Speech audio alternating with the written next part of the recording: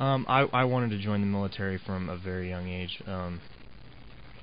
I don't really know what sparked the interest, but I do know that maybe it was too many movies or something. I don't know, but my parents were good about, like, not letting me watch like horribly bloody things. But I always, you see a picture of a soldier, decked out in medals, and it's just it's interesting. It's something you want to be a part of. I grew up in north central Kansas, and my dad owns a farm. My stepdad owns a farm, and through the years I grew up, playing in the creeks. Me and my cousin, he lived a mile away. We'd meet each other in the halfway point between some cattle pastures, and we'd have little dirt clod battles or stick battles or something like that.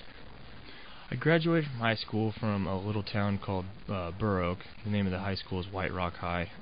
I was one graduate of 10 in my class. I still have yet to hear one person that has a smaller graduating class than me. After that, I was accepted into Fort Hays State University, which is in Hays, Kansas, western Kansas. I majored in wildlife biology. Didn't really pan out too well for me. I was a little wild and crazy, distracted.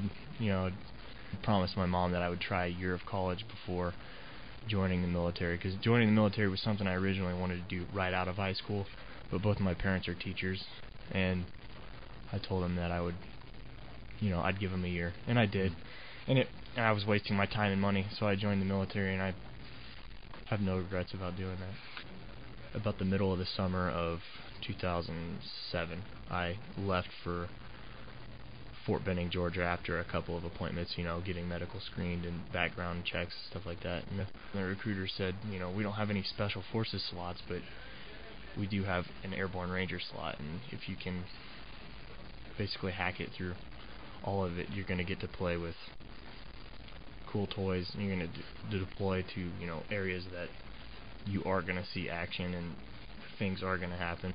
Went to, first deployment was to Baghdad, Iraq, in between, it was 07, 08.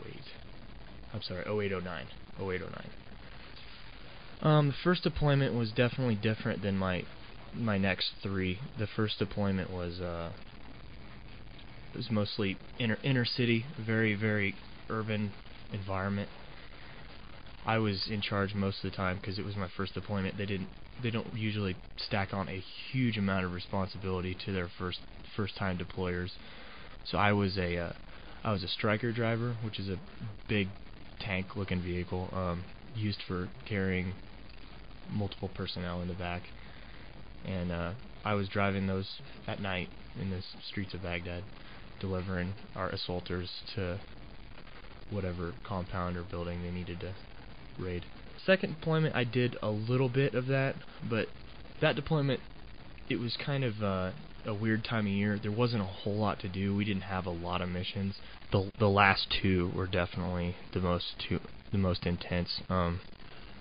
The last two deployments, I had finally, I had gotten into an assaulter position to where I was going in to houses and raiding compounds and looking for, Taliban, Al-Qaeda facilitators and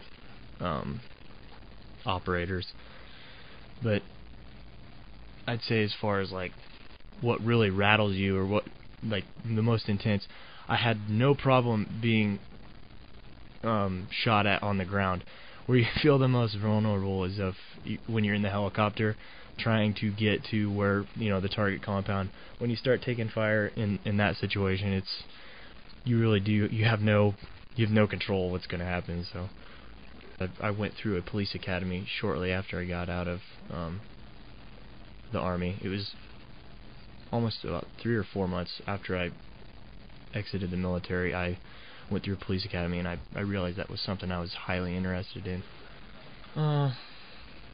There's obviously going to be stress there all the time, but my family, my wife, my brothers, they all know me well enough to the point where if this is it's what makes me happy. It's what makes me tick. I would be more miserable doing something else than doing this.